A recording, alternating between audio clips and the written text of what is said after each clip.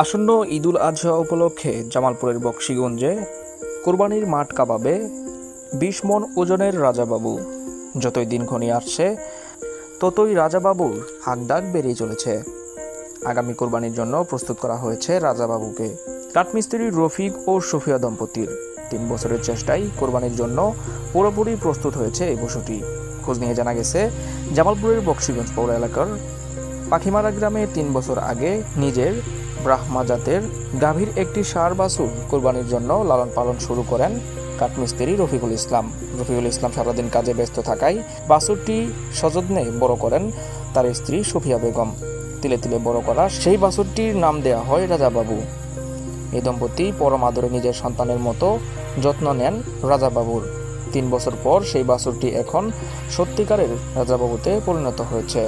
সম্পূর্ণ দেশীয় খাবার খাওয়ানো হয় রাজাবাবুকে প্রস্তুত করতে নিজের জমিতে ঘাসের চাষও করেছেন রফিকুল ইসলাম।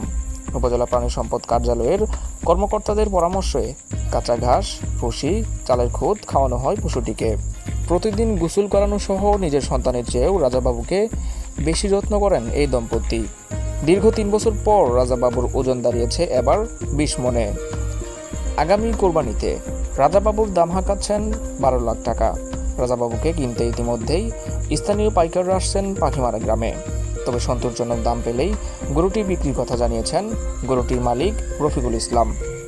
এজন্য দূর দূরান্তের পাইকারদের পাখিমারা গ্রামে আসার অনুরোধ জানিয়েছেন রফিকুল ইসলাম। স্থানীয় গ্রামবাসীরা জানান, রফিক ও তার স্ত্রী নিজের গাভীর বাছুর থেকে কোরবানিযোগ্য করে তুলেছেন রাজাবাবুকে। বকশীগঞ্জ উপজেলায় রাজাবাবুর চেয়ে বড় কোরবানির জন্য বড় কোনো পশু নেই।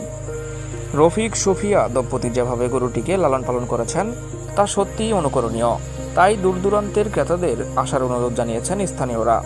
গরুর মালিক রফিকুল ইসলামের স্ত্রী সুফিয়া বেগম বলেন, আমি নিজের 2 জন সন্তানকে যেভাবে মানুষ করেছি সেভাবেই রাজাবাবুকে বড় করে তুলেছি। নিজের না খেয়ে রাজাবাবুকে দেশীয় খাবার কিনে খাইয়েছি।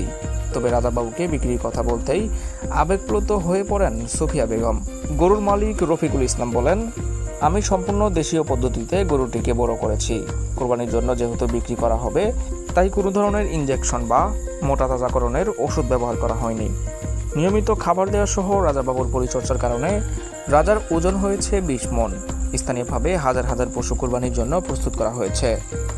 আগামী কোরবানির ঈদকে সামনে রেখে বকশীগঞ্জ সীমান্ত দিয়ে যেন অবৈধভাবে কোনো গরু বাংলাদেশে না ঢুকতে পারে, সেদিকে প্রশাসনের নজরদারি চেয়েছেন স্থানীয় খামারিরা।